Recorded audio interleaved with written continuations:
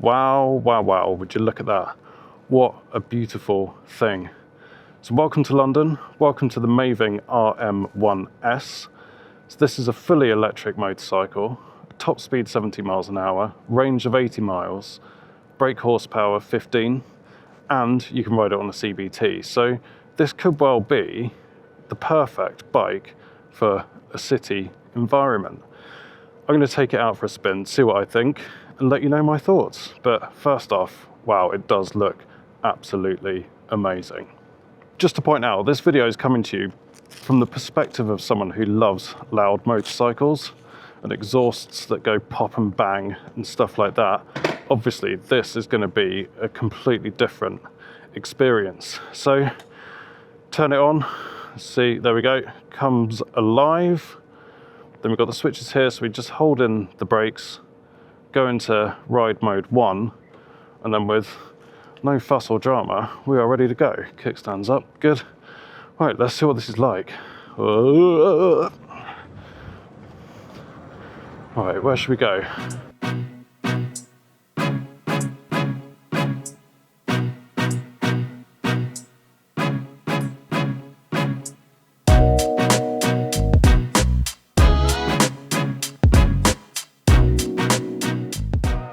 Alrighty, so immediate first impressions are quite how easy this thing is to ride. Got no gears, so you don't have to worry about that. Got no clutch, so you don't have to worry about that. It's just twist and go. Just like you would get, I guess, on a moped. But obviously this is not a moped. And the throttle itself, I wasn't quite sure how the throttle would be, because obviously being electric. What are you doing? All right, off you go. So yeah, the throttle itself, I wasn't sure how it would be or how it would feel or how easy it would be. Because obviously being electric, you don't have to wait for the power to come on, it's instantly there. I'm in mode 1, and there's 3 modes. Mode 1, Eco and Sport. So this is kind of your middle ground, I suppose. But the throttle is so soft. The way the power comes in is really unintimidating, I suppose. It just builds really nicely. We'll try the sport mode in a bit and see what that's like. But yeah, it's really, really good. Not snatchy at all. Really easy to control. Other first impressions, the size of it. So I'm lanky. I'm just over 6 foot, but I don't feel squashed on this at all. It's reasonably small, I suppose. You know, it's not a big, tall, heavy adventure bike like my GS, obviously. But yeah, I'm really quite comfortable on this. I've got loads of space, and I think it would also fit quite nicely with a smaller rider. It's definitely not tall. So yeah, first impressions, just super easy to ride. Where are we going? There we go. Handling. Now we're in central London, we can't go above 20 miles an hour, so it's a little tricky to talk about stress testing handling, but we are going over some awfully neglected roads, and it's kind of doing it pretty well. No complaints there. This bike has got the standard suspension on, which is non-adjustable, and the shocks that you get on the bike when you buy it. If you want, they have the option to upgrade to K-Tech rear shocks for about, I think, £700-ish. So K-Tech rear shocks you can put on the back, and that would upgrade the suspension pretty significantly. Particularly, I think if you were, what's this guy doing? Yeah, let's get round. Particularly if you're riding out of town, going a little bit faster. I think the K-Tech would probably be a good upgrade. Got quite an interesting setup on this bike when it comes to brakes. So the traditional front brake lever, that's still a front brake. So if you apply that, then we just apply the front brake. And where the clutch would be, or the rear brake would be on a scooter, for example, this is a linked brake. So this applies both front and back. I'm not entirely sure on the ratio, but you can feel that this has so much more stopping power because it's obviously applying both brakes compared to just the front. And it does feel really balanced. I'm actually finding myself using already, and I've only been on the bike for, I don't know, 5 minutes or so, I'm already finding myself using this linked brake system a lot more than just the front brake lever, where traditionally, if I'm riding on my other bike, I would use the front brake lever. So that's quite interesting how quickly I've got accustomed and tuned into this linked brake system. So that's really good. Yeah, handles well, steers around nicely, no complaints at all from that perspective. Particularly in this environment, I think it handles really well. And it's coping with these diabolical roads, which is a pretty good stress test. Let's try a different power mode. So, hang on, sport. All right, let's try sport off the lights. Come on. Here we go. Oh yeah, that's better. That's really good. That's really good. So we got into sport mode from mode 1. So sport mode is the full-on mode, I guess, on this bike. So you get full power, you get the full speed, so the top speed is 70 miles an hour, whereas mode 1 is capped at 50 miles an hour, and eco mode is capped at 30 miles an hour, and sport mode goes up to 70. You can immediately feel the difference on the throttle. Hey, there we go. But again, it's not intimidating in any shape or form. It's still very, very usable, and a good build of power with the throttle, even in this mode. But yeah, you do get a bit more power, which is really cool. Yeah, I'm definitely going to stick in sport mode, 100%. And by the way, you can change modes on the fly just by hitting the D button on this right-hand cluster. Very easy. Very, very easy.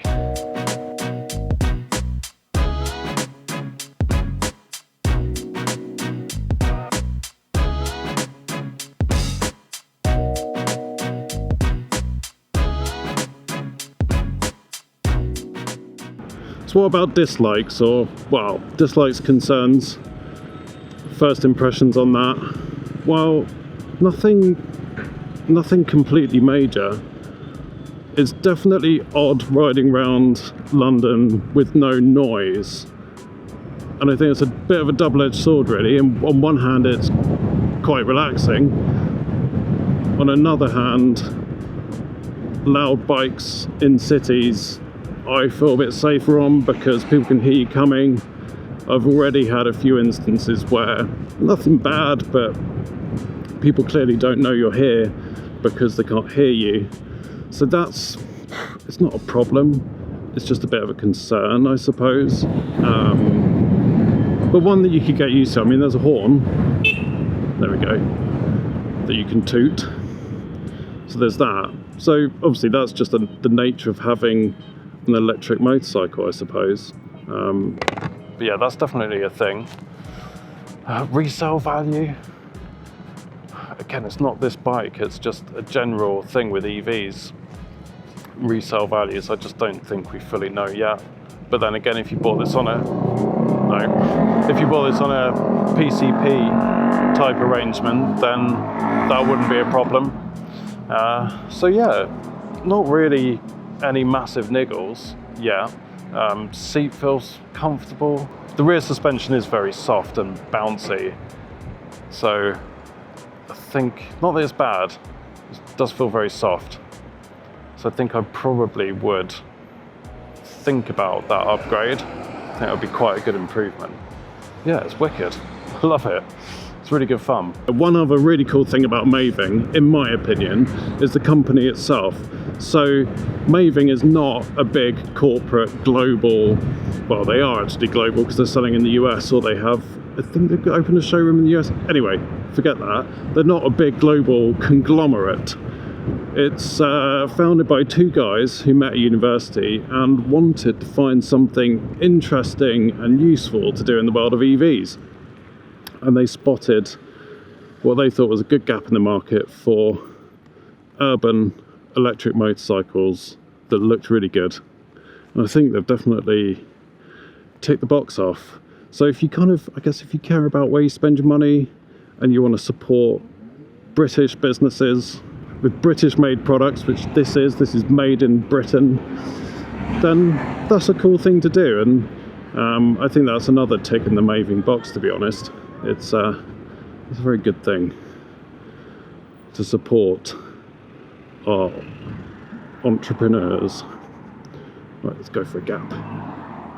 Right, let's try and find somewhere to pull over and have a little bit more of a look at this thing in a bit more detail. Oh, and by the way, if you're enjoying this, please do take 2 seconds to subscribe and hit the like button. It really does make a difference and it's humongously appreciated. So please do it. Do it now. Hit the button, hit the button, hit the button.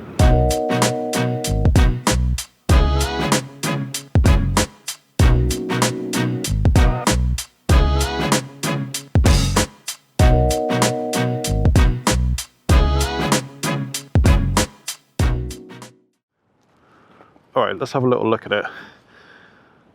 So up here, you've got really standard switchgear.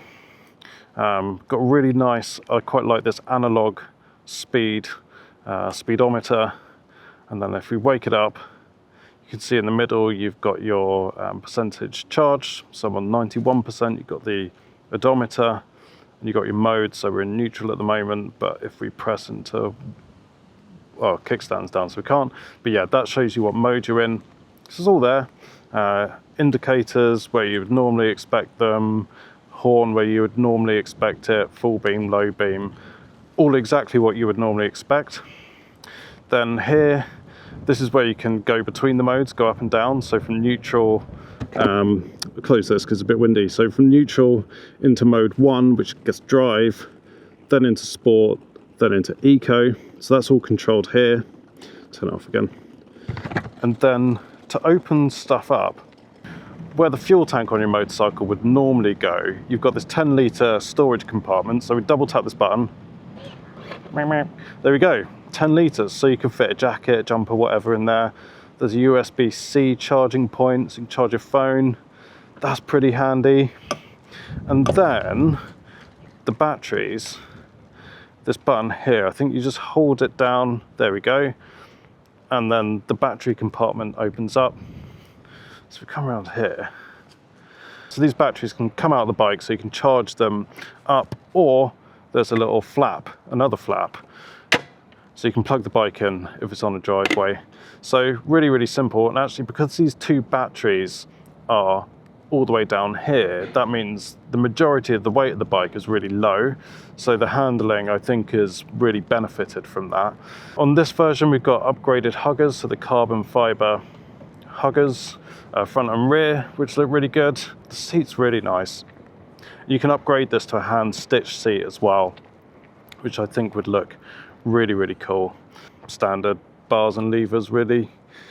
Nothing particularly exciting with that stuff. Are these braided? Yeah, braided lines. That's really cool. LED indicators, LED headlight. That's great. Front suspension feels fine. I love this kind of, I guess, conduit pipework. I think that looks awesome. I think the rear pegs, the foot pegs look really good. Yeah, it's pretty cool. It's pretty cool. Look, there's a puddle of oil from a traditional bike. You wouldn't get that on this, would you? Yeah, it's wicked. It's really, really good. It's actually awesome. I love that storage. I love the charging point. I love how accessible the batteries are. It's a very simple bike. Let's head back. So, on. She's alive. Let's go straight into sport mode. Let's not mess about. And on the way back, let's talk a little bit about, I don't think I can go that way. Let's go this way. Let's talk a little bit about pricing. This bike on the road is £7,495. Now that's quite a lot of money, but it's electric, it's new tech. But for context, if you're thinking about this as an equivalent to 125s, At the lower end of the price bracket, if you want something cool anyway, there's Mutt. See, look, they're looking at the bike, they like it. There's Mutt, so you can get a Mutt mongrel on the road for about £3 grand, rolling out the showroom, brand new, three and a half grand. My wife had one of those actually, and you could tell the components are really cheap on that. But that's at the lower end, so £3 gets you on the road with a 125 that looks good. I guess like standard 125s, like a CB 125, stuff like that, £4,000 to £4,500. So if you're looking at it in that context, this bike is definitely not cheap. However, you are obviously going to save on fuel, you're going to save on servicing costs. In fact, they do a package where, I think it's actually standard, they will come to you and service the bike, so you don't have to bother taking it to a dealership. So that's pretty cool. So there are a few savings, but it's, you know, it's a pretty serious outlay. So I don't know whether comparing this against the prices of standard 125s is actually really the right way to look at the cost of this bike. I mean, it's an EV, and EVs are expensive. I think the fact that they've been able to manufacture something that rides really well, looks really good, works really well in urban environments for under £10,000 is really quite impressive. So that's a really kind of good thing, really. Would I buy one? I mean, I don't live in central London.